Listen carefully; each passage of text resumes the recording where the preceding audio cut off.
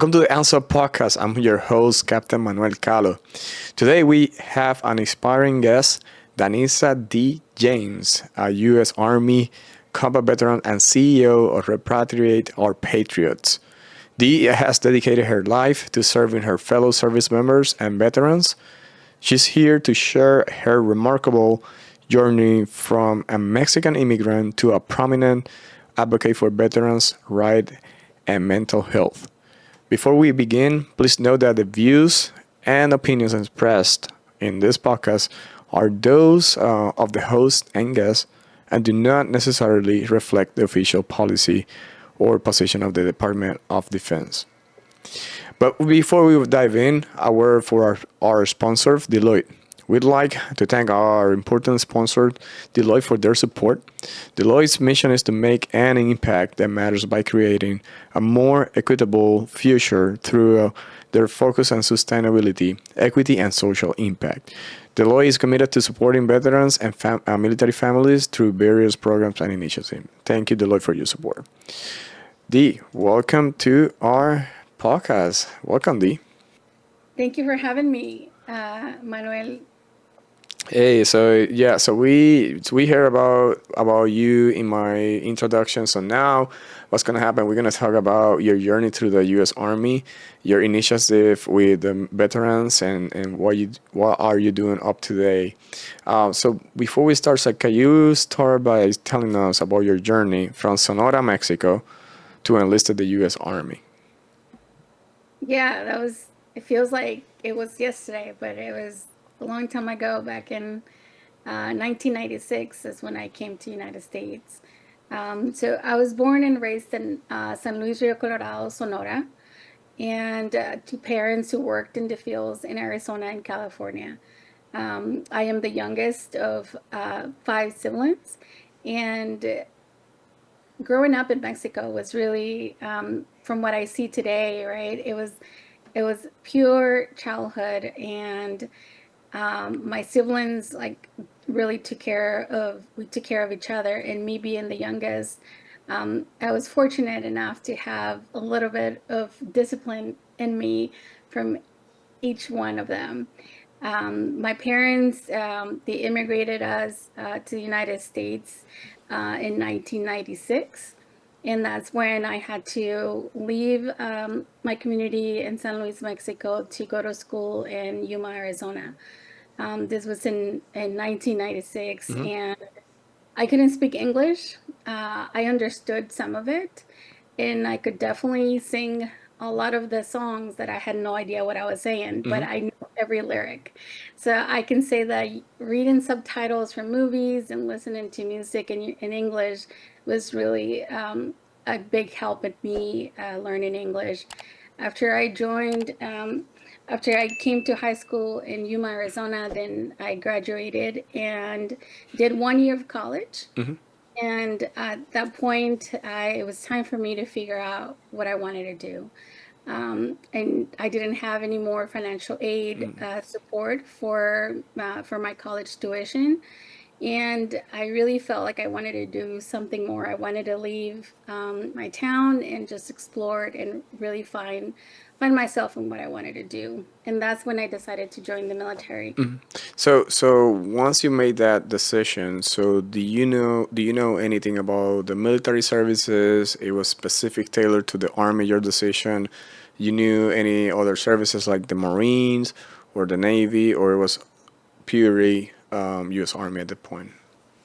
No, actually, Yuma being a hub for Marine Corps Station, I actually thought I was going to go join the Marines. I actually said, let me go join the Marines, right? Because I hear they have college tuition support. So when I went to the duty station, the Marine Corps recruiter was not there. And I looked down the hall and I said, well, I'm not smart enough for the Air Force. My Okay. scores were not high enough for the Air Force. Mm-hmm. And then I looked down on the Navy and was like, oh, I'm way too short for bell bottoms. And I do not want to be out at sea for a long time. Mm-hmm. So I said, well, the Army it is. And the Army recruiter was there, and my scores were not as high because when I took the test, I was just learning English. So Okay. I didn't understand that well. So my scores were not that high that the jobs that they offer for me were not, the top of the list. Mm-hmm. But they had one thing in common that they will put me in Germany. And I wanted to go to Europe. I wanted to travel. I wanted to see the world. So I enlisted in the Army as a truck driver. As a 88 Mike, so we spoke about that. So, a female Mexican, barely knowing English, to go to the army and start driving trucks. That was basically what happened to you. So, how was that basic training? So, once you actually raised your right hand and committed to the army, so how was that transition back in 2001? That we know that it was the war is about to be happening. So how was that transition from you to be from college now to commit to the army? So when I signed on the dotted line and I joined the Army, um, I could I could speak and I could understand English, Mm-hmm. but joining the military and arriving at basic training was a completely Mm. new English. That was a new language, right, that I New had to lingo. learn. Mm-hmm. Yes. So I was struggling because I was getting in trouble because I didn't know what left face and Mm. right face meant. Not because I didn't want to do it, but I Mm. could really didn't understand the lingo. So it was definitely challenging for me uh, to join the military service, just having learned the language. But I was lucky enough that my battle buddy, she was from Texas, Private Gonzalez. She was my battle buddy, and so we helped each other. She needed help with her sit-ups, and I needed help with the commands. So at nighttime, we will help each other. I will help her with sit-ups, and she will help me with the commands. And I began to memorize the commands, what they meant, and really, everything was a brand new experience for me. I had never had any family members that served in the military. Okay. I was the only one that had joined the military in my family. And when I joined was in June of 2001. So this was before 9/11. So Ward was not. No, no, not to the point, not to the purview of what was about to happen. Nobody knew that was about to happen. That's basically. Absolutely. In my thought process, I was like, all right, I'm going to join for 3 years, go explore Germany, do this army thing, then get out and go to college, right? But then 9/11 happened and my life changed forever at that time. Yeah, so now when you went to basic and you have the opportunity to get a body buddy or somebody that help you out with the English. So then what? Like so you went to the AIT to learn your ADA mic duties or your truck driving duties. How was that for you? Yeah. So I had always I had always been very hands-on. I can read a book two, three times back and forth, and you ask me a question and I still don't know. But if you put me out in the field and you ask me to do something and I watch it, then I can go ahead and do it, right? So it was almost like being an 88 Mike, a truck driver, very hands-on type of job Hmm. was really something that I excelled at. I actually was really good at driving big semi trucks. Who Nice. knew? Hmm. Who knew, right? Being only 5'3" and 120 something pounds back in the day, it was even a struggle to jump and get in this big old truck, Wow. right? But I actually enjoyed my job. I Hmm. became really good at it, and I was proud of what I was doing. Even though you didn't see that many females in that job category, Hmm. more it was even more exciting and challenging for people to see a little 5'3" little Mexican girl jumping out of this big old truck, right? And then after just having finished backing up this 6 foot, like 50-foot trailer into a little tiny spot. Wow. So it was challenging to Nice. say. Yeah, so I bet it was very challenging. It's challenging because like no, I can barely like back up my 5 feet trailer into my garage. So I can bet like a 15, 20 feet long trailer. So it could be challenging. Now, so how was that experience of when 9/11 happened? So can you talk to us on those experience that you actually did when you were in the army? Yeah. So 9/11 was it was very shocking and very scary times, right? When 9/11 happened, I was in basic training in Fort Jackson, South Carolina. Mm. And we got notification that everybody needed to come out to formation. We really didn't know what was going on. And what they did is they pull out everybody who was from New York, and they told him what had happened, right? We really didn't know, and all we saw was just our fellow soldiers, right? Was just crying, and they were just really in bad shape. And then they told us that there had been an attack in New York, and that the attack had gone to the Twin Towers, and really didn't know what was going to be next, but we everybody needed to go on guard duty. So we had not qualified on our weapons yet at that time, but we all got M916s, Mhm. the rifles, but and they gave us a couple magazines with live rounds, and they told us to go pull guard duty. Wow. And at the moment, I had no idea what the World Trade Center was. Mhm. I had never heard about it because I had just came from Mexico a couple Mhm. of years back, and I've never left Yuma. I never really knew much about what was going on in the world. And so for me, it was all new. All I knew it was there was a terrorist attack, and that we needed to pull guard duty because we didn't know where the next attack was going to happen. From that day on, I knew that my life had changed, Mhm. to say the least, Yep. and that my journey was not going to be to just go to Germany, explore Europe, get out, and go to college. That was no longer the plan. So my plan was now, oh, shit, I think I'm about to go to war. Mhm. So my family was really scared, Yeah. right? They didn't really know what was going on. Neither did I, but just um, making sure that I was proficient at learning my job, Mhm. proficient at knowing what I needed to do. This was no longer a joke or, Mhm. something that that I could play with.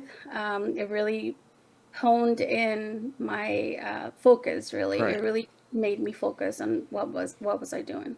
Yeah, I can imagine that the family will be, scared, like, and what's going on, like now, everyone is alert. Now you're gonna be most likely potentially sent to war. That we're gonna talk about that because you did multiple tours in Iraq, and we'll speak about that. But yeah, so those are like very unique moments that nobody will know unless you lived it. And then like you have that experience in the army, just brand new, from at basic training. So once that event happens and then you finish your basic training and your AIT, so what was next for D? So where you moved So afterwards?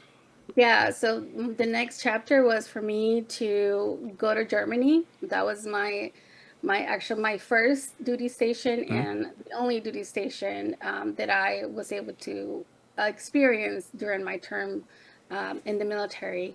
Not by choice, but because of the war that was going on, right? We became what you call a stop lost, and we couldn't move units or transition to other locations because we were in rapid deployment, I will say. Mm-hmm. So I went off to Germany and I continued training. This was in 2000. I actually arrived in Germany on Christmas Eve, and then 2022, 2002 came up, and we continued to train. We knew that orders were coming to deploy, possibly in I want to say January of 2003. We deployed to Kuwait. We had orders to go to Iraq, but we didn't know when that was going to happen. So we left to go to Kuwait in February of 2003. Yeah, that was like a transition from Germany to the theater in Kuwait. So now the Kuwait is the theater holders. So they're gonna start prepping you to actually go to different hubs. So once you actually arrived to Kuwait, so what was that experience for you in Kuwait? Yeah, it was really scary because at that time, there were already there were some Scud alerts going on because They didn't know if Iraq was going to begin attacking with airborne missiles or anything, right? So we were in Kuwait walking around wearing our gas masks. Mm. And anytime there was a Scud alert, we were to run and put our gas mask on Mm-hmm. and run to bunkers, right? Because we didn't know if that was an attack that we were undergoing. And this was before March of 2003 when the war first kicked off. So there was a lot of scary moments, even though we were not in Iraq yet. We were in Kuwait, and there was close proximity, right, to Iraq.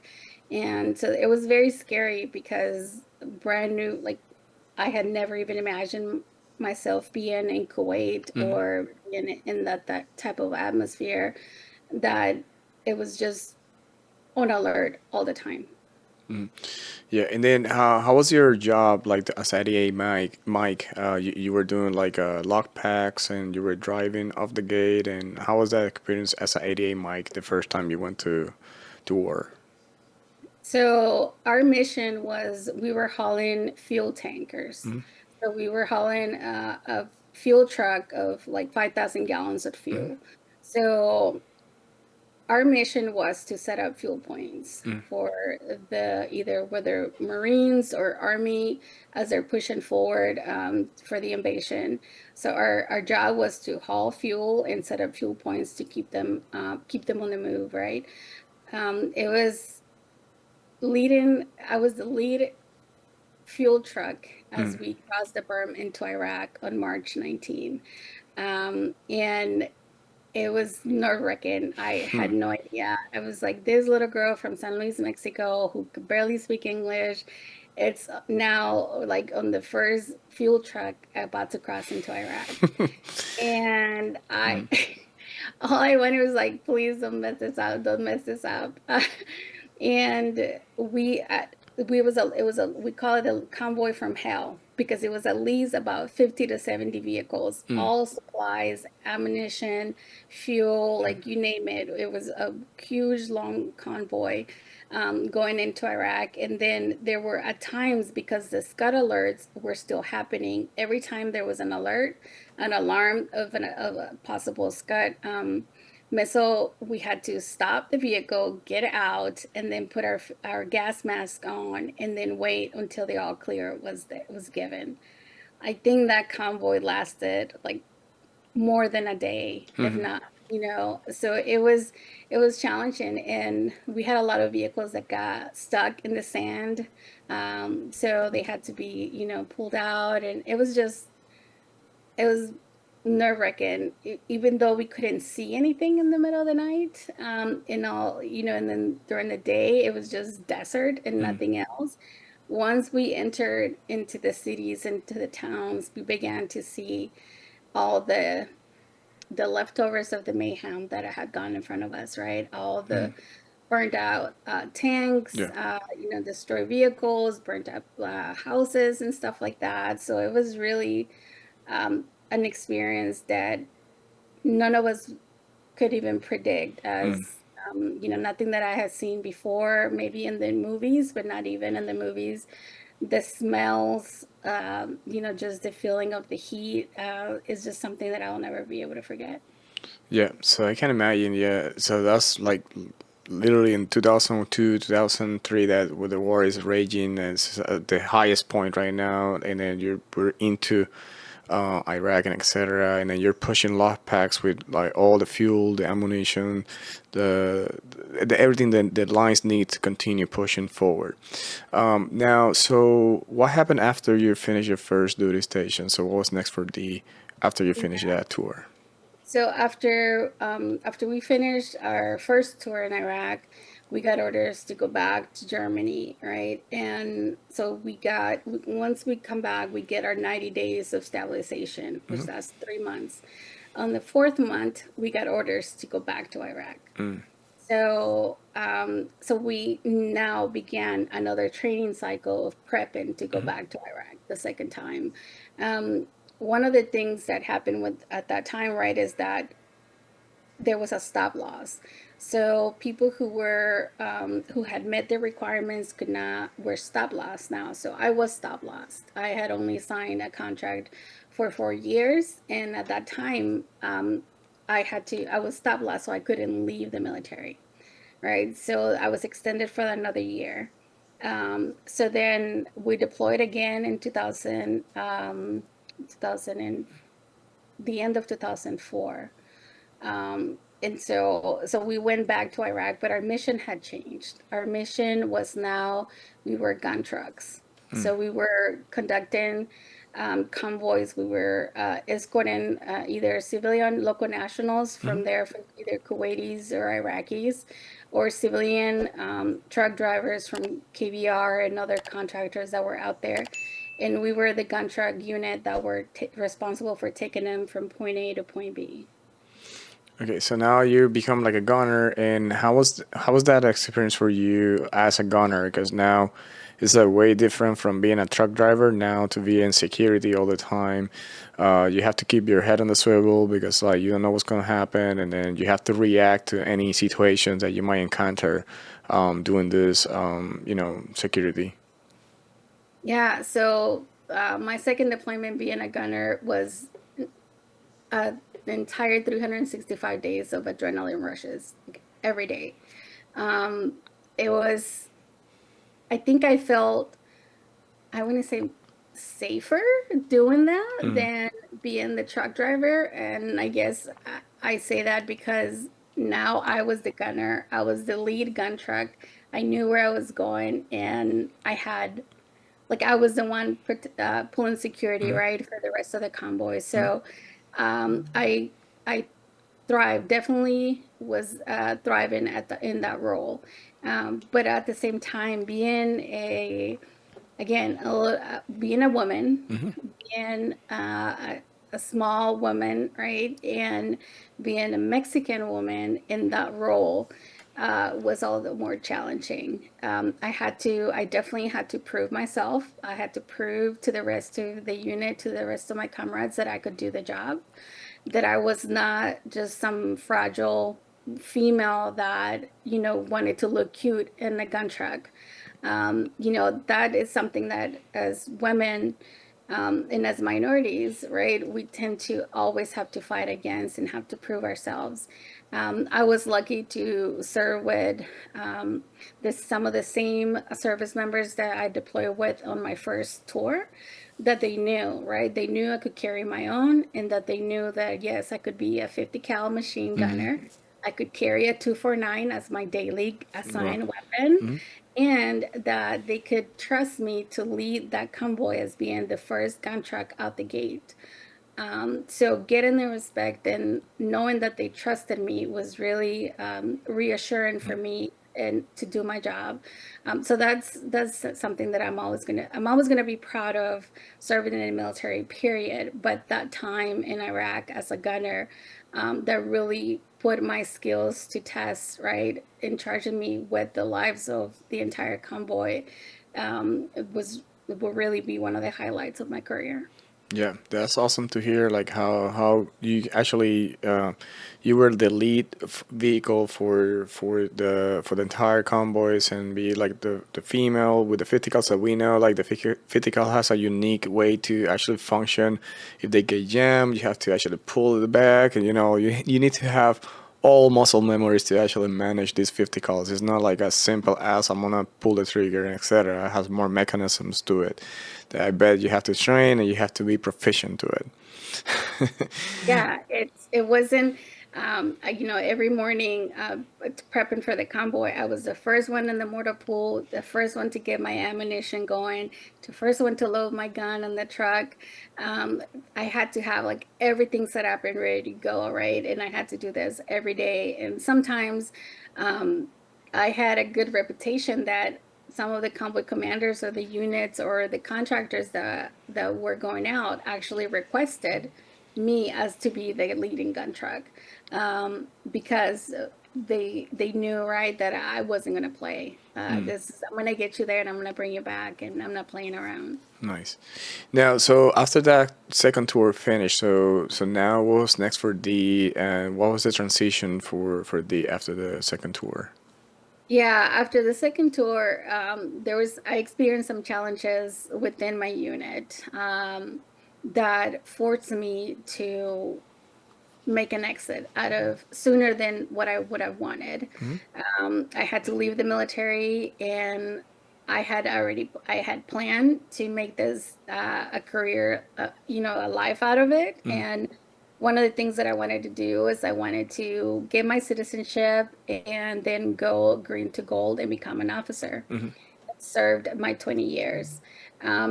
Because of some of the issues that, happened to me, some of the injuries that I incurred, that was not possible. So I left the military in February of 2006. And when I left, I waived my 90 days reintegration. And I was out of the military and out of Germany and in Texas within 60 days, like right after coming back from deployment. So that transition for me was challenging, and I don't recommend anyone to do this. Not only did I not take care of my medical health, my physical and mental health before leaving the military, but I didn't have a plan of what to do after I left. It was really I left the military as a survival tactic. I felt like if I went back to Iraq for one more deployment, I wasn't going to come back. But I knew that my fight wasn't over, and that's why I continued to fight. I continued to advocate as a civilian and continue to serve the military veterans and their families as a civilian. So that's basically the transition was actually motivating you to stay connected with the military community. Can you speak about the advocacy now, being from the actual veterans to a civilian and helping the veterans through the process? Yeah, for sure. So when I left the military, like I said, I wasn't ready to leave, right? But I had to leave the military. But my fight and my drive for serving the military and veteran community was not over. So I began by working with the military as a civilian. I was a family readiness support assistant for a military police battalion, and I served families while their service member was deployed. That's how I began to serve the military and serve our country as a civilian. After that, my I guess I will say my desire to continue to serve and do more things increased, and that's when I began to do some advocacy work. I've been advocating for suicide prevention, for military sexual assault trauma survivors, and for non-citizen service members. All of those are near and dear to my heart, and really is a personal it's a personal challenge that I have to continue to serve the military in our country, really, even outside of my uniform. Not because I left the military means that I left that community that made me who I am today. So I continue to serve. Yeah, and then can you actually speak about being the CEO for Repatriate or Patriots? What's the mission and what they do to help other veterans?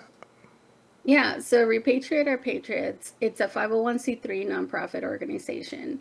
The mission of Repatriate Our Patriots is to help veterans who have been deported after serving in the military and to prevent future deportations.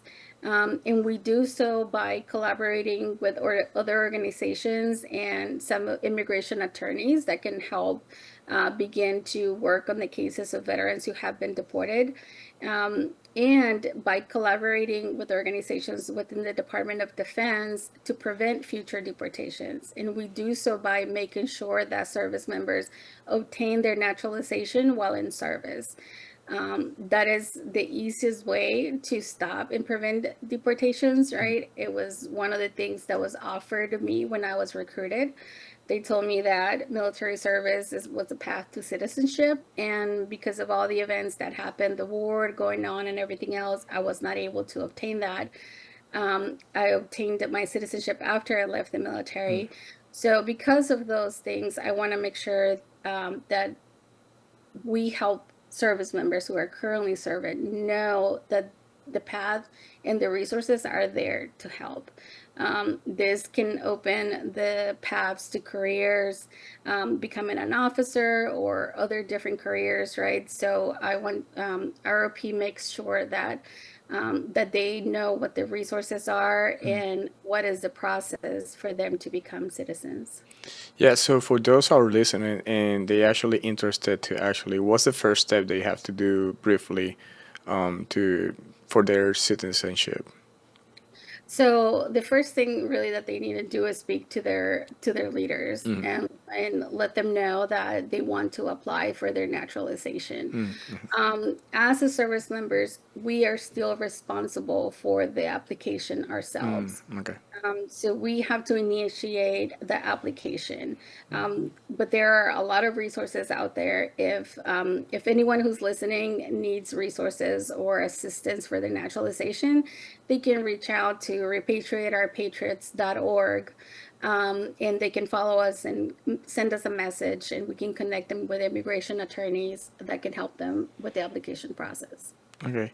And then yeah, you mentioned that once you got out of the army for the reasons, whatever reasons, and then like you actually became like very vocal and advocacy for our community.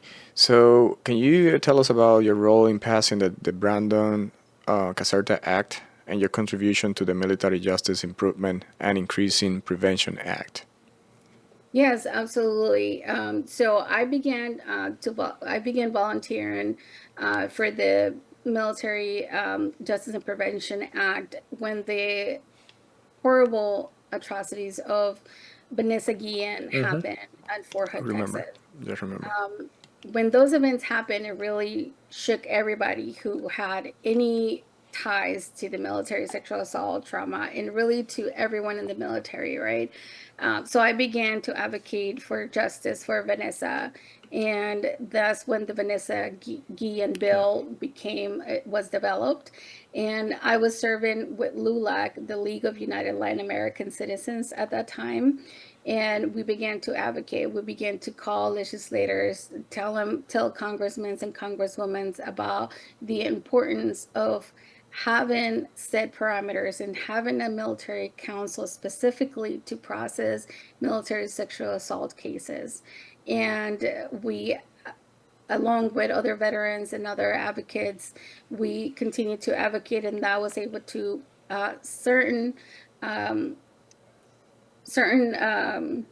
parts of the bill passed into the NDAA.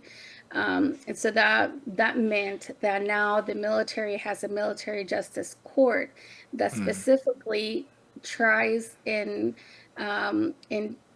tries cases of military sexual assault trauma. So it was no longer left up to the company commander to make that sentencing or to impact that whatever it was going to be the punishment. Now it was a court outside of the commander's purview that was going to take care of those cases, and that it within itself it's a win because it puts it in a neutral space. So that was a huge win for us. With the Brandon Caserta Act, I actually met Brandon's parents through LULAC as well. LULAC also became a sponsor for that bill, and within efforts, we were able to set up several rallies. We started in Peoria, Arizona, from where Brandon was located at. And then we had another rally in Norfolk, where Brandon actually was serving, the last place where he served and where he took his life when he was stationed there. So this was a whole process of several, when I say 2 years, just continuously to advocate, continuous phone calls and meetings up in the Hill. And ultimately, the Brandon Caserta Act was also introduced into the and DAA as well. So both of those cases were significant wins that has brought changes for the military across the Department of Defense, and just a very proud moment to have been part of that coalition, because I know that those changes impact current service members, but it will continue to impact and serve generations to come. Yeah, so those most important with the sexual harassment, we know that we in the service we know all this about these acts because like they change a lot of the decisions now. Leaders before leaders will make the decision based upon like the findings, the IO, the investigation, etc. Now it's gonna give out another power, another entity that's gonna be more neutral, and then they're gonna make decision based upon like whatever. Like it's a regular court basically versus like just a military. So there's two entities. That's what the Vanessa Guillen. But that's great to hear. And then now you are the Civilian Veterans Affairs for the ANSO. Can you speak about what's your role with ANSO and what initiative or how are you doing right now for the ANSO community? Yeah, absolutely. So now, like recently, I became a board member with the Association of Naval Service Officers, and something for me that I never even thought I could do, right? Because it's the naval services, right? I am not Navy. I'm former Army, but President Montalban has really made a big impact on me, and with his vision that he has for ANSO on being all inclusive, meaning he wants anyone who wants to serve, who wants to help the naval community, who wants to mentor and lead future leaders. He really didn't see my background being Army as something that disqualified me, right? He's been really open to being all inclusive. And so as a civilian representative, my role is to really advocate for what ANSO stands for and let civilians know that our service can continue after the military, right? As civilians, we bring in knowledge. As civilians, we can be mentors to others, and we can continue to form the future leadership, our future force. And so as a veteran, civilian and veteran representative for ANSO, I'm not only here as a former military person, but I'm here also as a civilian and as a veterans representative. When I'm in the room and I talk about ANSO, I talk from both perspectives, which is a civilian, right, continuing my service after the military, and as a veteran, continuing to keep those veterans plugged in with the military community, with the naval services, to let them know that there is a lot of there's a lot of it's a lot of benefit to our mentorship. The stories that we can share, what we can give to our future force, it really goes a long way. Yeah, so same as you. I'm a military officer, but I'm in the army. So it's unique that we actually bring in our expertise to the table with the ANSO community, although they're more tailored to the naval, but to the sea services. But Lieutenant Colonel Montalban vision is to be all inclusive. So he want to expand this his vision to all the military branches. So that's why we come with different background, with different experiences, and that's what we bring to the table. That's why we're doing this podcast. We want to hear stories, right, and share with the audience, and somebody will can get some of the knowledge that we actually sharing with them. So what advice would you give to veterans and their families who are currently struggling with mental health and other challenges? Yeah, so my first advice and first thing that I will say is don't be afraid to ask for help. Don't be afraid to speak up, because you'd be surprised to know that how often, more often than not, you're not alone in the same within the same aspect that you're seeking the help for. I was one of them, right? I was at one point, I was the veteran who has just left the military after 2 combat deployments, and I was struggling with mental health, and I didn't know where to go. I thought that this was all in my head. I thought about what is people gonna say or think about me, and only to find out that when I actually did ask for help and I rose my hand and I said, "Hey, I know I think this is normal, but this is not normal." So I was able to seek mental health services at the VA. Mm-hmm. So I encourage any service member who may be listening, or even family members who are listening, to reach out, ask for help. Right now, the VAs, I know they don't have a great reputation, but I have to say that it has been my experience at the VA that I am a member of, that they have always have a resource for me. If it's not within the VA, it's a community resource. So we now have the helpline that is by dialing 988. You can be connected to support or to help. So I will say, don't be afraid to ask for help. Don't be afraid to make that phone call, and say that, hey, you're not okay. Yeah, and then as a reminder, I'm gonna post in on the description of this video. I'm gonna post all the phone numbers for the veteran crisis helpline and then the website. So if you're in need, reach out, and then seek for help. If you are listening to this podcast and you need help, and then how do you balance your advocacy work with your personal life? How you find that balance between? I will say, because I am so passionate and dedicated about my advocacy work, I can't help it sometimes to have that spillage over, right? But I'm thankful that my husband is also a veteran. He served 29 years in the Army as well. So I can tell you that this family lives and breathes military like every day, and I have the support of my family. But it is sometimes I do have to remind myself that I cannot pour from an empty cup. So I have to do some self-care and continue to nurture my family.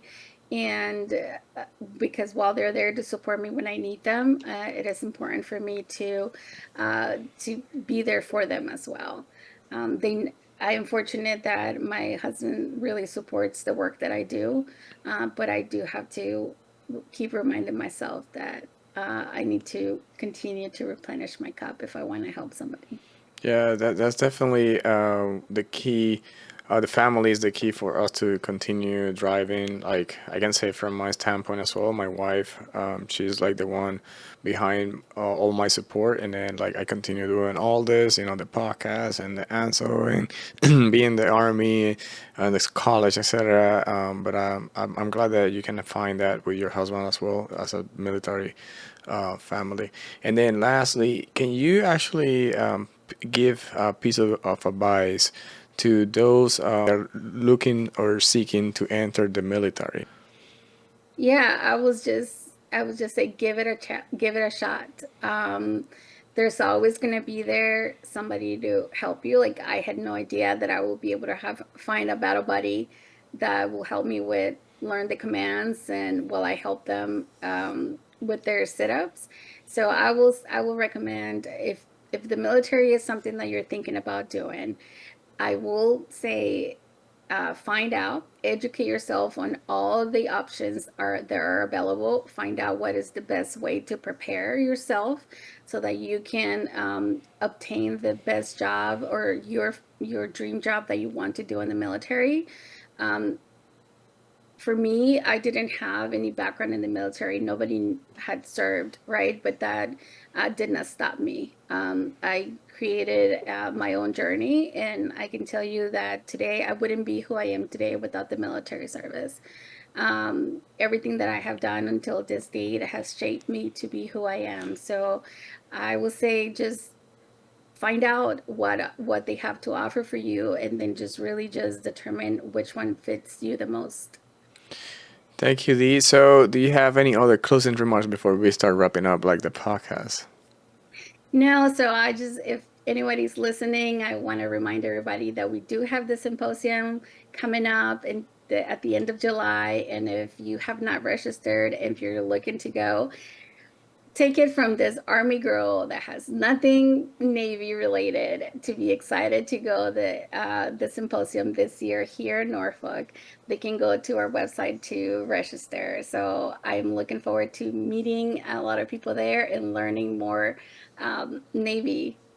Yeah, so yes, so for everyone that's listening, and I'm gonna reminder everyone, the upcoming ANSO NNOA Joint Leadership and Professional Development Symposium, as Dee mentioned, now is happening at the Marriott Waterside Norfolk Hotel in Norfolk, Virginia. It's gonna happen from July the 29th throughout the 2nd, 2024. So if you want to attend, go and check it out at the website ansomail.org. I'm gonna post everything on the description, and you can come from anywhere from the United States. You can come and join us in Norfolk, Virginia. We are excited, although I'm on Army and then Dee's Army, but we're gonna keep learning about the sea I was gonna services. say, take it from us, take it from two Army veterans that are inviting you to the Naval Symposium coming up. I was excited. Yeah, it's super exciting. Now, Dee, again, thank you for sharing your incredible journey and insights today. Like, definitely helpful for us and then for the listeners. Thank you, everyone, for listening at the ANSO Podcast. Remember, you can make the difference in your community and beyond. So don't forget, stay connected with the ANSO on social media. Follow us on Facebook, YouTube, and Instagram at ANSO Mill. Yeah, I'll say bye for them. So keep connected, keep motivated, and keep thriving. Let's go.